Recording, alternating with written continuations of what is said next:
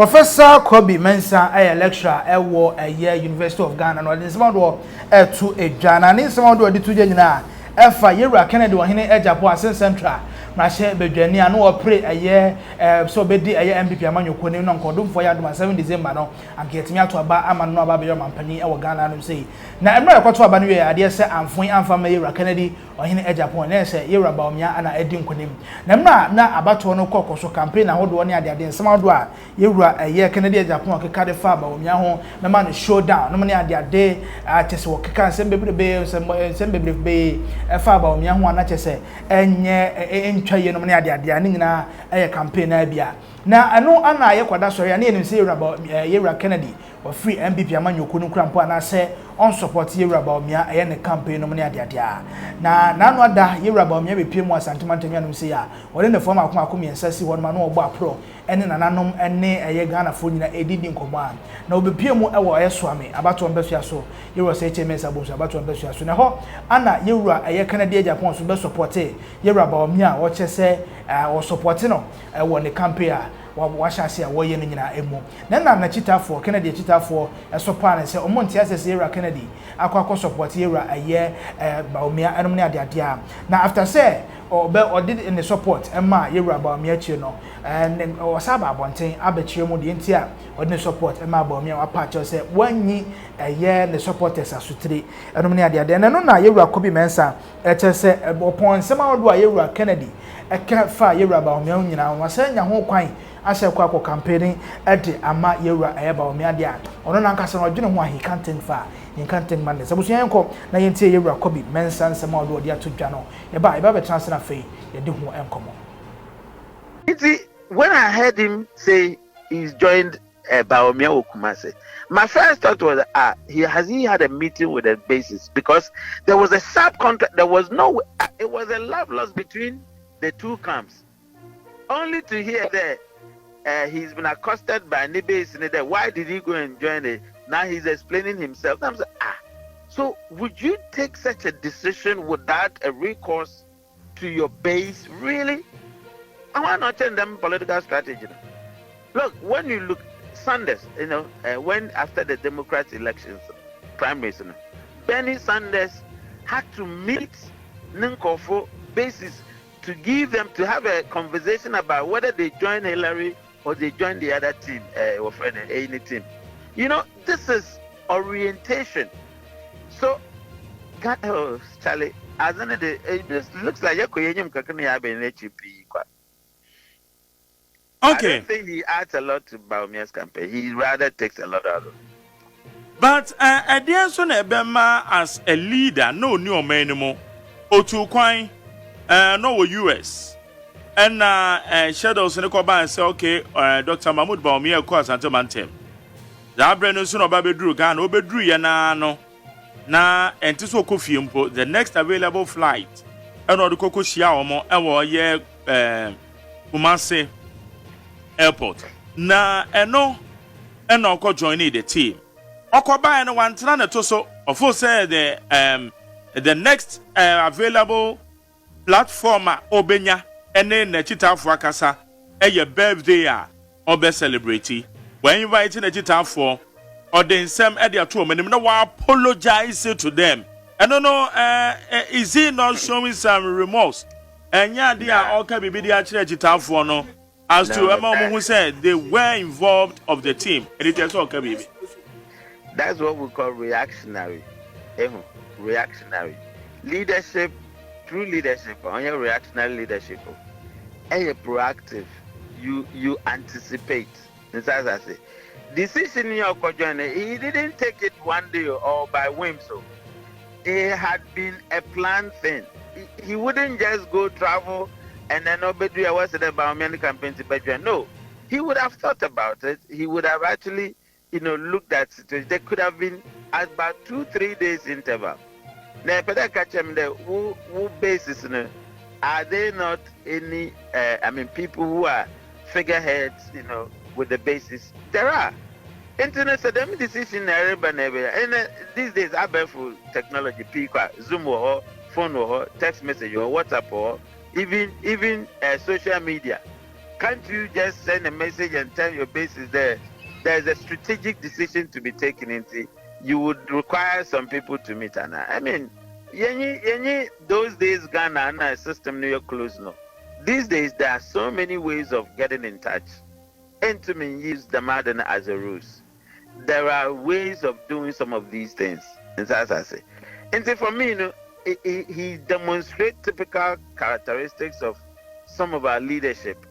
One sit-down tact, strategy, orientation, respect for ordinary people. One fan Ghana full leaders, I find them no one behavior.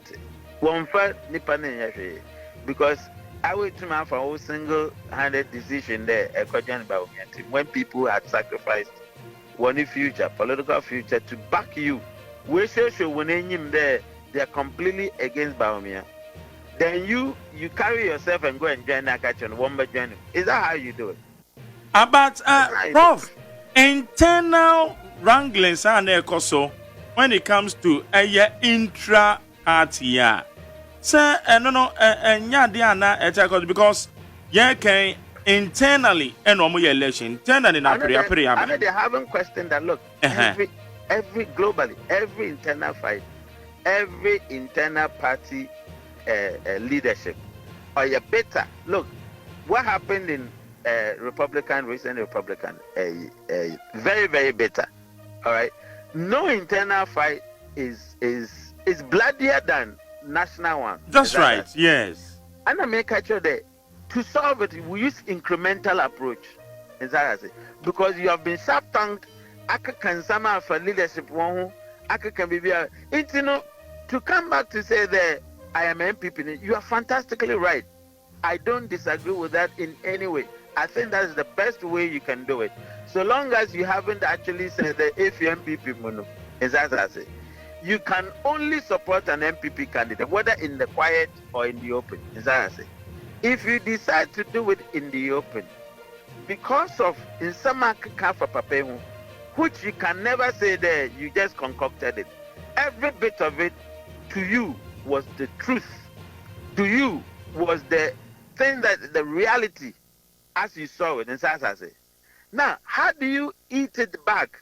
Has to be a strategic, gradual process. Now, say, all of a sudden, OBS there is no way you can pick Bawumia as a candidate for him to win an election. All of a sudden, I mean, how do you actually juxtapose the two? What are you trying to tell Abeje Chifuno? There